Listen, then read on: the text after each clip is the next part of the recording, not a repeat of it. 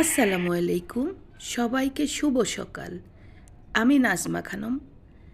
আমি ভালোবাসি নিজের হাতে রান্না করে পরিবারের সবাইকে খাওয়াতে। আমি ভালোবাসি আমার ঘরটাকে মনের মতো করে সাজাতে।